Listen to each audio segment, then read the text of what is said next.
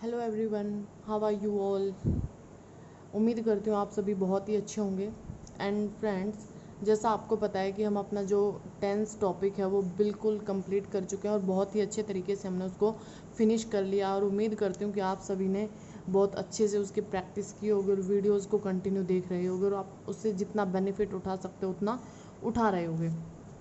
तो फ्रेंड्स, आज हम अपना जो टॉपिक डिस्कस करने वाले हैं वो होगा हमारा बेसिक्स ऑफ इंग्लिश ग्रामर। ये टॉपिक डिस्कस करने की रिक्वायरमेंट क्यों पड़ी? क्योंकि जो टेंस होता है हमारा वो बिल्कुल ही मतलब ये मान लो कि बेसिक होता है इंग्लिश का, लेकिन उससे भी बेसिक कुछ कॉमन चीज़ें होती हैं। जैसे अब ये तो मैं नहीं कहूँगी, ये तो आपको पता ही होगा, लेटर्स क्या होते हैं, अल्फ़ाबेट किसको बोलते हैं।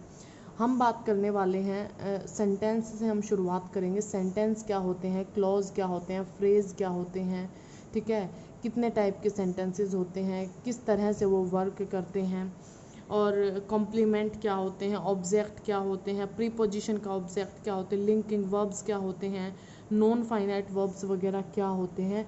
इन सब का हम एक बेसिक इंट्रोडक्शन करेंगे ताकि जो हम अपनी आगे आने वाली क्लासेस के अंदर जब और टॉपिक्स को डिस्कस करें तो बीच में आपको इन चीज़ों को समझने में दिक्कत ना हो, हम थोरोली उन चीज़ों को उस टाइम पे कर पाएँ विदाउट टाइम वेस्ट किए, ठीक है। तो उन सब के डाउट्स पहले से ही क्लियर हो जाएं, इसलिए मैंने आज वाली क्लास में डिसाइड किया है कि हम जो इंग्लिश के हमारे जो बेसिक्स हैं उनको पहले एक बार देख लेते हैं। तो चलिए फ्रेंड्स, स्टार्ट करते हैं अपने सेंटेंस से। What is sentence? तो जैसा अभी आप सभी को इतना तो पता ही होगा कि जो वर्ड्स का एक मीनिंगफुल अरेंजमेंट होता है उसी को हम सेंटेंस कहते हैं।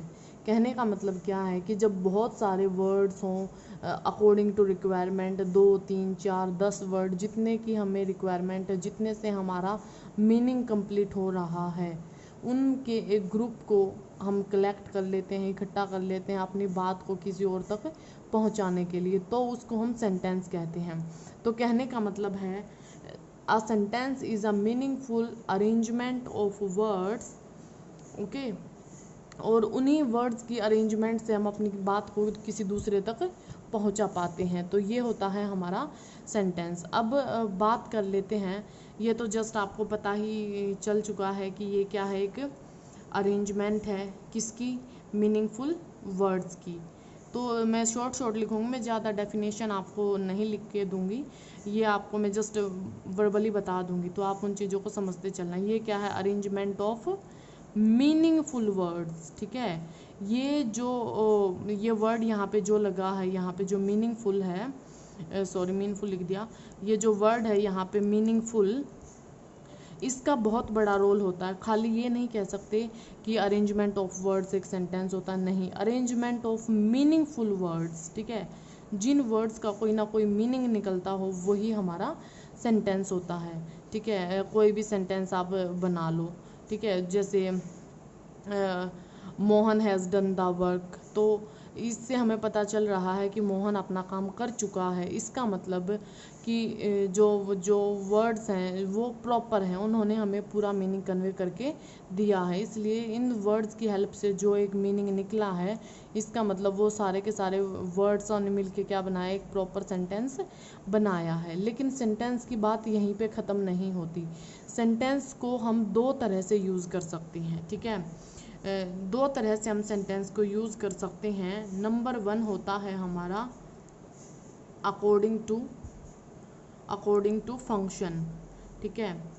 एक तो हम उसके फंक्शन के तौर पे यूज़ कर पाते हैं कि जो सेंटेंस है उसके फंक्शन क्या क्या हैं, ठीक है, उसके बेसिस पे हम सेंटेंस को यूज़ करते हैं। और जो दूसरा यूज़ है इसका, वो है हमारा इसका अकॉर्डिंग टू स्ट्रक्चर, ठीक है, कि सेंटेंस का स्ट्रक्चर क्या रहने वाला है, किस तरह से उसके स्ट्रक्चर काम करते हैं, किस तरह से उसके स्ट्रक्चर से हम ये पता लगा पाते कि हाँ ये एक प्रॉपर सेंटेंस बन रहा है। इसका मतलब अकॉर्डिंग टू स्ट्रक्चर भी हमारा जो सेंटेंस है वो बनता है। अब इनके बारे में हम थोड़ा सा डिटेल में बात कर लेते हैं। अगर हम बात करें अकॉर्डिंग टू फंक्शन की, तो जो हमारे फंक्शन होते हैं सेंटेंस के, वो होते हैं नंबर 1 कि वो जो हमारे सेंटेंस होते हैं वो असर्टिव हो सकते हैं, ठीक है। असर्टिव फॉर्म में अगर हैं अगर वो इंटेरोगेटिव भी हो सकते हैं, क्या हो सकते हैं, इंटेरोगेटिव भी हो सकते हैं, ठीक है। थर्ड अगर हम कहें कि वो इम्पेरेटिव सेंटेंसेस भी हो सकते हैं, इम्पेरेटिव भी हो सकते हैं, ठीक है। और फोर्थ अगर हम कहें कि वो एक्सक्लेमेटरी सेंटेंसेस भी हो सकते हैं, एक्सक्लेमेटरी सेंटेंसेस भी हो सकते हैं। और अगर हम बात करें तो वो क्या हो सकते हैं, वो हमारे ऑप्टेटिव सेंटेंसेस भी हो सकते हैं, वो हमारे ऑप्टेटिव सेंटेंसेस भी हो सकते हैं, ठीक है। अभी मैं जस्ट आपको इनके नाम ही बता रही हूँ, अभी हम डिस्कस करने वाले हैं इनके बारे में डिटेल में, तो कंफ्यूज होने की ज़रूरत नहीं है, ठीक है। पहली बात तो हुई अकॉर्डिंग टू फंक्शन, अगर हम सेंटेंस को डिवाइड करें तो सेंटेंस होते हैं assertive, interrogative, imperative, optative and exclamatory sentences. अगर हम बात करें अकॉर्डिंग टू स्ट्रक्चर, ठीक है, अगर हम बात करें अकॉर्डिंग टू स्ट्रक्चर तो हमारे जो सेंटेंसेस होते हैं, पहला तो होता है हमारा सिंपल सेंटेंस, ठीक है, पहला होता है सिंपल सेंटेंस। दूसरा होता है हमारा कंपाउंड सेंटेंस, कौन सा होता है, कंपाउंड सेंटेंस। और थर्ड जो होता है हमारा वो होता है कॉम्प्लेक्स सेंटेंस, कौन सा होता है, कॉम्प्लेक्स सेंटेंस। ये तो बात हो गई कि जो हमारे सेंटेंस हैं वो दो टाइप से काम करते हैं, अकॉर्डिंग टू फंक्शन भी करते हैं और अकॉर्डिंग टू स्ट्रक्चर भी करते हैं। तो पहले हम देख लेते हैं कि वो अकॉर्डिंग टू फंक्शन कैसे काम करते हैं। सबसे पहले बात आ गई जो हमारे असरेटिव सेंटेंसेस हैं वो क्या होते हैं, ठीक है। जो हमारे असरेटिव सेंटेंसेस होते हैं ये ओनली स्टेटमेंट्स होते हैं, दीज आर स्टेटमेंट्स, ये हमारे स्टेटमेंट्स होते हैं। अब जो ये असरेटिव है ना, इसको आप अफर्मेटिव मत मान लेना। असर्टिव का मतलब है दीज आर ओनली स्टेटमेंट्स, और ये स्टेटमेंट्स भी फर्दर टू टाइप की हो सकती हैं, ठीक है। एक स्टेटमेंट तो हो सकती है हमारी अफर्मेटिव टाइप की, ठीक है, और एक स्टेटमेंट हमारी हो सकती है नेगेटिव टाइप की। अफर्मेटिव एंड नेगेटिव से आप क्या समझ रहे हो, कहने का मतलब है अफर्मेटिव का मतलब है कि ये हमारा पॉजिटिव सेंस देगा और ये हमारा नेगेटिव सेंस देगा, ठीक है। इस तरह से भी ये हो सकते हैं। कहने का मतलब है जैसे मैं एग्जांपल ले रही थी, Mohan has done the work, ठीक है, इसका मतलब इसमें पॉजिटिव सेंस आ रही है, मोहन अपना काम कर चुका है, तो वो होगा हमारा एफर्मेटिव की कैटेगरी में। अगर मैं कहूँ कि मोहन ने अपना काम नहीं किया तो मैं कहूँगी Mohan has not done the work, ठीक है, इसका मतलब वो नेगेटिव सेंटेंस है क्योंकि वहाँ पे नॉट यूज़ हो गया। सेकंड जो हमारा है वो है इंटेरोगेटिव। इंटेरोगेटिव जो सेंटेंसेस होते हैं दीज आर क्वेश्चंस, ये होते हैं क्वेश्चंस। इन सेंटेंसेस में हमें पता चलता है कि किसी ना किसी क्वेश्चन की बात यहाँ पे हो रही है, कोई क्वेश्चन पूछा जा रहा है, ठीक है। मैं जस्ट आपको इंट्रोडक्शन करा रही हूँ और जो कि आपका एक बार जस्ट ब्रशअप हो जाएगा ये वाला टॉपिक, और जब हम आगे अपने जो अदर डिटेल में जो अदर टॉपिक्स जैसे करने वाले हैं, अब आगे हम कंजंक्शन करेंगे, कंडीशनल सेंटेंसेस, मूड वगैरह जो भी करेंगे, वर्ब्स करेंगे, तो वहाँ पे जब मैं आपको ये छोटी छोटी बातें बताऊँगी तो आपको वहाँ पे कन्फ्यूज़न नहीं होगा, ठीक है। इसलिए क्लास पहले हम इन्हीं की रख लेते हैं।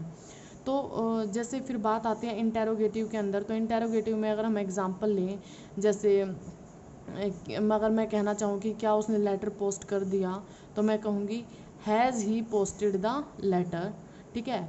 और अगर मैं कहना चाहूँ कि मतलब क्या उसने जो लेटर है वो पोस्ट किया है, ठीक है, तो मैं क्या कहूँगी why has he posted the letter, मतलब क्यों किया उसने लेटर को पोस्ट, ठीक है, why has he posted the letter. अब इसमें जो बात समझने की है वो ये है कि जो इंटेरोगेटिव सेंटेंसेस हैं वो दो तरीके से बनते हैं, ठीक है। एक तो बनते हैं हमारे हेल्पिंग वर्ब की हेल्प से, ठीक है। एक तो जब हम हेल्पिंग वर्ब को सब्जेक्ट से आगे ले आते हैं तो वहाँ पे भी हमारा क्वेश्चन क्रिएट हो जाता है, वो सेंटेंस हमारा इंटेरोगेटिव बन जाता है। और जो दूसरा होता है हमारा इंटेरोगेटिव सेंटेंस जो बनता है वो बनता है हमारे जो भी WH फैमिली के जो वर्ड्स होते हैं, ठीक है, जैसे व्हाट, वाई, वेयर, हाउ, ठीक है, जो इतने जो सेंटेंसेस होते हैं जो क्वेश्चन क्रिएट करते हैं, उन वर्ड की हेल्प से भी हम इंटेरोगेटिव सेंटेंसेस बनाते हैं। इन सब की आपको अच्छे से नॉलेज होगी, ठीक है। मैं जस्ट आपको ये टॉपिक रिवाइज करा रही हूँ। ठीक है। अब बात कर लेते हैं इम्पेरेटिव सेंटेंस की। जो इम्पेरेटिव सेंटेंसेस होते हैं वो सेंटेंसेस डायरेक्ट ऑर्डर्स, रिक्वेस्ट और एडवाइस को शो करते हैं, ठीक है। उसके अंदर हम सामने वाले को ऑर्डर देते हैं। उनमें सबसे अच्छी बात जो रहती है वो होती है कि वहाँ पे अगर आप कोई सब्जेक्ट मेंशन ना करो तो भी वहाँ पे जो सब्जेक्ट यू होता है वो अंडरस्टूड होता है। जैसे अगर मैं कहूँ कि मैं किसी को कमांड कर रही हूँ, ठीक है, कि मुझे मेरा काम करने दो, तो मैं उसको कहूँगी please let me do my work, ठीक है, मुझे मेरा काम करने दो। इसका मतलब मैंने ये नहीं कहा यू मैंने वहाँ यूज़ नहीं किया, लेकिन फिर भी अंडरस्टूड है कि कोई मुझे परेशान कर रहा है और मैं सामने वाले को ही ये वर्ड कह रही हूँ, ठीक है। अगर मैं किसी को कमांड कर रही हूँ वर्क प्रॉपरली एंड सीरियसली, तो मैं उसको यू नहीं लगाऊंगी वहाँ पे, ठीक है। मुझे पता है अगर वो मेरे सामने ही है तो ही मैं उसको कमांड कर पा रही हूँ, तो मैं उसको डायरेक्ट बोल दूँगी वर्क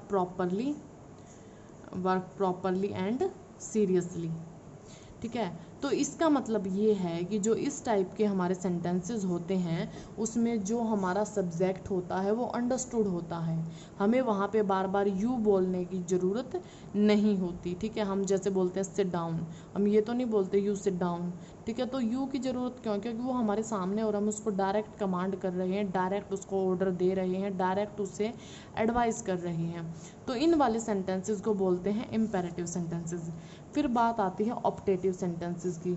जो ऑप्टेटिव सेंटेंसेस होते हैं these are wishes, greetings, prayers और कॉम्प्लीमेंट्स। जब हम किसी को विश करते हैं, ठीक है, ग्रीट करते हैं, किसी जैसे गॉड वगैरह से प्रेयर करते हैं, किसी को कॉम्प्लीमेंट करते हैं, किसी की तारीफ़ वगैरह करते हैं, तो हम जो सेंटेंसेस यूज़ करते हैं वो हमारे ऑप्टेटिव सेंटेंसेस होते हैं, ठीक है। जैसे कोई अपने बच्चों को आशीर्वाद देता है, मे यू लिव लॉन्ग माई सन, ठीक है, तो ये ऑप्टेटिव सेंटेंस है। अगर हम किसी को हैप्पी बर्थडे टू यू बोलते हैं तो हम उसको ग्रीट कर रहे हैं, ठीक है, तो ये भी एक ऑप्टेटिव सेंटेंस है। तो जो इस टाइप के सेंटेंसेस होते हैं वो हमारे होते हैं ऑप्टेटिव सेंटेंसेस। अब बात कर लेते हैं एक्सक्लेमेटरी सेंटेंसेस की।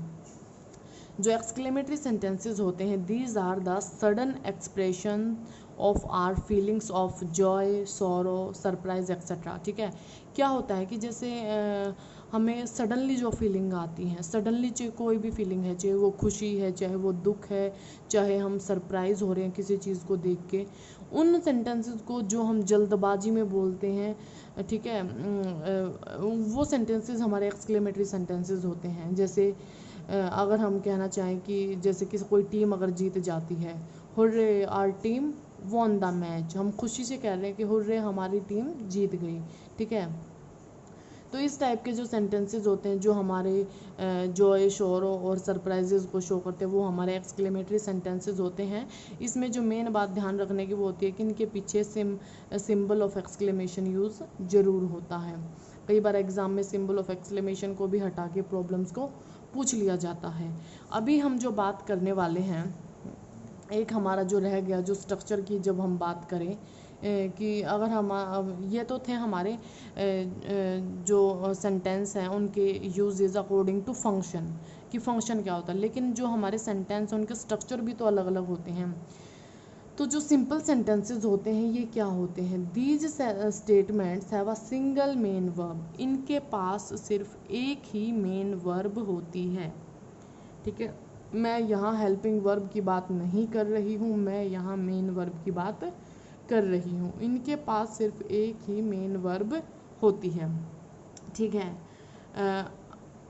अगर हम बात करें कि हमारे जो कंपाउंड सेंटेंसेस कौन से होते हैं, कंपाउंड सेंटेंसेस का मतलब होता है these sentences have a main clause and one और मोर कोऑर्डिनेट क्लॉज, ठीक है।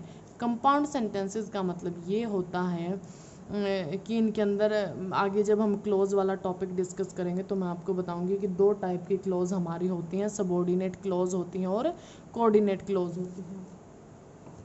और जो सबऑर्डिनेट और कोऑर्डिनेट क्लोज होती हैं उनके अंदर जो वो कंजंक्शन होती है, कंजंक्शन का काम होता है किसी भी दो अलग अलग सेंटेंसेस को जोड़ना। तो इसकी वजह से वहाँ पे जो सेंटेंस होता है उसके अंदर जो मेन क्लॉज होती है और एक या एक से ज़्यादा कोऑर्डिनेट क्लॉज होती है, इसलिए जो अलग अलग क्लॉज होती हैं उनके अपने सब्जेक्ट और अलग अलग प्रेडिकेट होते हैं। तो इसका मतलब वहाँ पे दो मेन वर्ब हो सकती हैं, ठीक है, या दो से ज़्यादा भी हो सकती हैं, वो अकॉर्डिंग टू रिक्वायरमेंट वहाँ पे देखा जाएगा। इसी तरह से जो हमारे कॉम्प्लेक्स सेंटेंसेस होते हैं उनको सबऑर्डिनेट क्लॉज से जोड़ा जाता है और उन सेंटेंसेस के अंदर एक मेन क्लॉज होती है और एक या एक से ज़्यादा सबऑर्डिनेट क्लॉज होती हैं। तो उसी के अकॉर्डिंग वहाँ पे जो दो या दो से ज़्यादा क्लॉजेस से मिलके जो सेंटेंस बनता है वो हमारा कॉम्प्लेक्स सेंटेंस होता है। इसमें ध्यान बस ये रखना है कि इसमें जो क्लॉज यूज़ हो, मतलब जो कंजंक्शन यूज़ होती है वो होती है हमारी कोऑर्डिनेट। नेक्स्ट टॉपिक हम अपना यही पढ़ने वाले हैं, कंजंक्शंस वाला। और जो कॉम्प्लेक्स सेंटेंसेस होते हैं इनमें जो क्लॉज यूज़ होती है वो होती है सबऑर्डिनेट क्लॉज। तो एक या एक से ज़्यादा क्लॉज मिल के जब एक सेंटेंस को कंप्लीट करती हैं तो इसका मतलब वहाँ पे अकॉर्डिंग टू सब्जेक्ट जो मेन वर्ब्स होती हैं वो भी दो या दो से ज़्यादा हो सकती हैं। तो फ्रेंड्स आज की क्लास ज़्यादा लंबी ना हो इसलिए हम इस टॉपिक को फ़िलहाल यही ख़त्म करते हैं। ये हमारा सेंटेंस का इंट्रोडक्शन कंप्लीट हुआ। नेक्स्ट क्लास में हम अपने subject, predicate, object, complements, clause, phrases वगैरह वगैरह इनके बारे में डिस्कस करेंगे, ठीक है। तो आई होप फ्रेंड्स आपको मेरे वीडियोस अच्छे लग रहे होंगे। अगर कोई डाउट आ रहा है तो आप मुझे कमेंट सेक्शन में पूछ सकते हो। वीडियोस को लाइक कीजिए, शेयर करिए, चैनल को सब्सक्राइब करिए और ज़्यादा से ज़्यादा लोगों तक वीडियोस को पहुंचाइए ताकि और लोग भी इसका बेनिफिट उठा सकें और उनको इधर उधर कोचिंग वगैरह पे ना भटकना पड़े। उम्मीद करती हूँ फ्रेंड्स आपको मेरे एफर्ट्स अच्छे लग रहे होंगे। ओके, इसी तरह से मेहनत करते रहिए, आगे बढ़ते रहिए। Thank you friends.